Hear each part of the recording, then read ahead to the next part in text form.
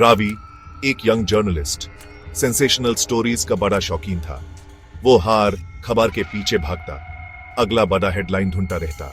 एक गरम दोपहर उसके घर एक पैकेज आया, एक सादा बिना नाम वाला बॉक्स। अंदर एक काला डायरी लाल वेलवेट में लिपटा हुआ। डायरी ठंडी और किसी मनहूस चीज जैसी लग रही थी। उसके पन्ने राजों की बातें कर रहे थे। रवि ने डायरी खोली। उसका दिल जोर जोर से धड़क रहा था। पहले पन्ने पे एक नाम लिखा था, खूबसूरत हैंडराइटिंग में, रघु शेट्टी। यह नाम सुनकर रवि को कुछ याद आया। रघु शेट्टी एक बड़ा बिजनेस टाइकून 2014 में गायब हो गया था। केस आज तक अनसॉल्व्ड है। रवि और अंदर गया डायरी में हर पन्ना यूस एक रहस्य के समुंदर में डुबा रहा था। डायरी में रघु शेट्टी की जिंदगी लिखी थी, उसका पावर में आना और उसके सबसे गहरे राज। ये डायरी धोखेबाजी के डील्स, छुपे एजेंडास और एक ऐसी साजिश के बारे में बताती थी जिसने शहर की नींव हिला दी थी। रवि पक्का फन हो गया था इस डायरी का। ये वो स्टोरी थी जिसके लिए वो तरास रहा था, एक ऐसी स्टोरी जो उसका करियर बना सकती थी। जैसे जैसे रवि डायरी पढ़ता गया, यूस एक अजीब सी बेचैनी होने लगी। डायरी की एंट्रीज और ज्यादा बेचैन और दार से भारी होती गई। रघु शेट्टी को शक था कि उसकी जान खतरे में है। वो लिखता था कि परचैयान उसका पीछा कर रही है और धमकियां धीमी आवाज में दी जा रही है। वो एक पावरफुल ग्रुप, द सिंडिकेट, के बारे में लिखता है, जो अंधेरे में रहकर शहर को कंट्रोल करता है। डायरी अचानक खत्म हो जाती है। आखिरी पन्ना फटा हुआ था। रवि के पास जवाबों से ज्यादा सवाल थे। द सिंडिकेट के पीछे कौन था? रघु शेट्टी के साथ क्या हुआ था? और ये डायरी यूज क्यों भेजी गई थी?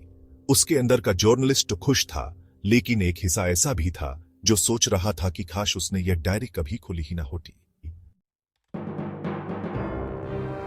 सच जानने के लिए रवि ने अपनी इन्वेस्टिगेशन शुरू कर दी। वो रघु शेट्टी के पास में गया, पुराने कॉन्टैक्ट से मिला और शहर के अंधेरे गलियों में खबरों के पीछे भागता रहा। वो जितना गहरा जाता, उतना ही उस समझ आता कि यह डायरी सिर्फ एक डायरी नहीं थी। ये एक कन्फेशन थी, एक खतरनाक राज जो बाहर आने को बेकरार था। एक शाम रवि के फोन की घंटी बजी। एक अनजान आवाज, धमकी से भरी, बोली, जिन चीजों से तुम्हारा कोई लेना देना नहीं है, उनमें तांग अदाना बंद करो। कॉल कट गया। रवि की रीढ़ में एक ठंडक दौड़ गई। डर यूज खा रहा था, लेकिन उसका इरादा पक्का था। चाहे कुछ भी हो जाए, वो सच लाएगा बाहर। दिन हाफ्टन में बदल गए और रवि की इन्वेस्टिगेशन तेज होती गई। उसने पजल के टुकड़े जोड़ने शुरू कर दिए। रघु शेट्टी के बिजनेस डीलिंग्स, द सिंडिकेट के काम और शहर में फेल करप्शन की खबरों को जोड़कर उसकी स्टोरी ऑलमोस्ट पूरी हो चुकी थी, लेकिन खतरा भी बढ़ रहा था। फिर रवि गायब हो गया। उसका अपार्टमेंट खाली मिला।